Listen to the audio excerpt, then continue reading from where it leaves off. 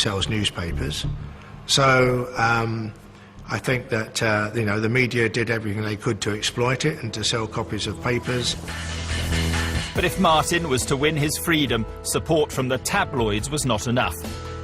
By 2001, a new team of legal experts had rallied to his cause, and in October that year, they formally challenged the murder verdict. Jailed for life, Tony Martin came to the Court of Appeal today to begin his bid for freedom. His lawyers say they have important new evidence. This is his one shot at seeing justice done and being released. There's a long history of him having been burgled. In fact, the people who burgled him on the night in question had been there before. He'd been unable to get any useful help from the police, so he knew he was on his own. The defence challenged the conviction on three fronts: the ballistic evidence, the significance of conditions inside Bleak House, and the state of Tony Martin's mind at the time of the shooting. First, they sought to show that the shot that killed Fred Barras had not necessarily been fired at close range, as the police had claimed. At the trial, the prosecution really relied on him having to have shot round a wall. That simply wasn't true, and his position was crucial. If he'd been in bed, heard a noise, came out in panic and an instant reaction, shot from the stairs, then that's a presentation to the jury of self-defence. If he's waiting downstairs lying in ambush, that's something very different indeed. That's revenge. We've been asked to do some tests just to see what effect the shotgun would have. David Dyson is frequently called on by the courts as an expert witness on gunfire. He demonstrated the effects on the human body of shotgun pellets fired from 12 feet away. Now we're going to use a shoulder of pork, which is the closest thing we can get really to human tissue. 12 feet is the estimated distance Tony Martin would have been standing from Fred Barras if he had fired from the top of the stairs. The effect is similar to that of a gun being fired from much closer range. It's a common misconception that shotgun pellets spread out dramatically as soon as they leave the barrel. They don't. And for instance, at 12, 15 feet, you would only get a hole probably of about 2 inches. The prosecution had also argued that Tony Martin fired repeatedly from the bottom of the stairs, as this was where all 3 spent cartridges were later found. But as David Dyson showed, using the same gun, there may have been another explanation.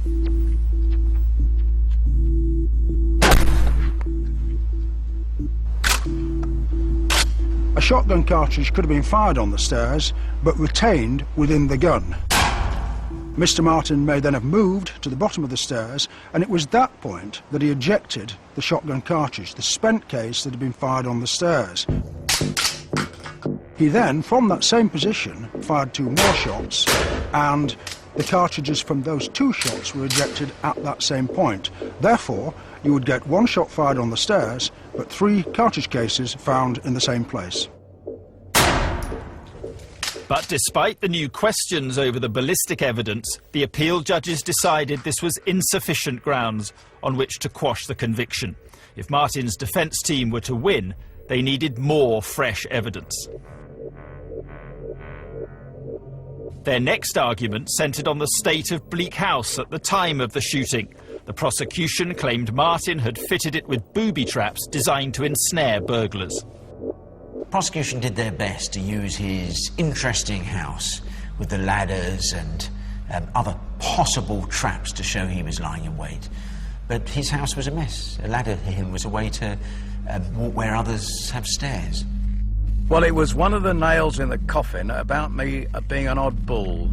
They tried to make out that the staircase was a booby trap. The booby trap is something you cannot see. And unfortunately, I turned the staircase around in my house 180 degrees, but like everything I do, I didn't quite finish it off. Tony had been modifying his house for a very, very long time, and I don't set out to speak against him, but the truth of the matter was this was DIY gone insane. I'm afraid it was in such a state that it did mean something. But the appeal evidence that was to prove most significant concerned the state of Tony Martin's mind at the time of the shooting. In a series of interviews conducted by a psychiatrist brought in by the appeal team, a far darker picture began to emerge. So, Tony, tell me something about your personal life. Tell me something about your parents. Your mum, your dad.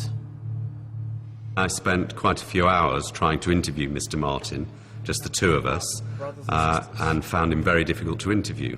Well, I made two diagnoses. The first was that he was suffering from a personality disorder, and the particular type was a paranoid personality disorder, which he will have suffered from for many years, and it's a developmental problem related primarily to childhood experiences.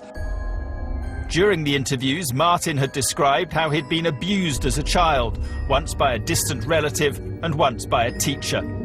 The experience had made it difficult for him to make normal adult relationships. It had also left him with an abnormal fear of being molested again. One of the biggest arguments we had at the Court of Appeal is when a jury hears about self-defence, they need to know someone's background. So the perception for him and the fear that arose for him as he heard footsteps was different because of his past. In his past, footsteps on the stairs meant someone was coming up to abuse him, so his fear would be much greater than anyone else who knew their house was being invaded. For him, it was even worse. You know the best way to stop them?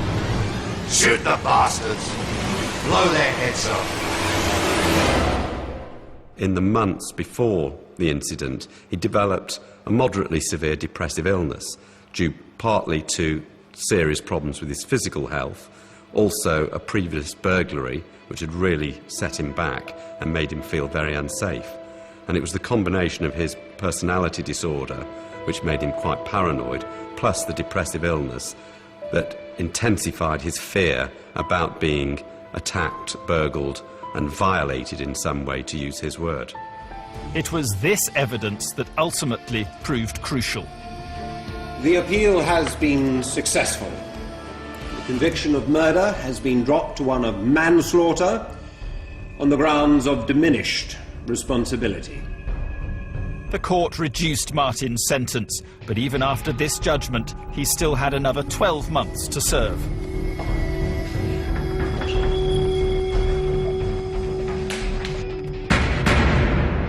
Very, very disappointed. I think it's so petty to give him another 12 months. Most of us feel he should never have been in prison in the first place.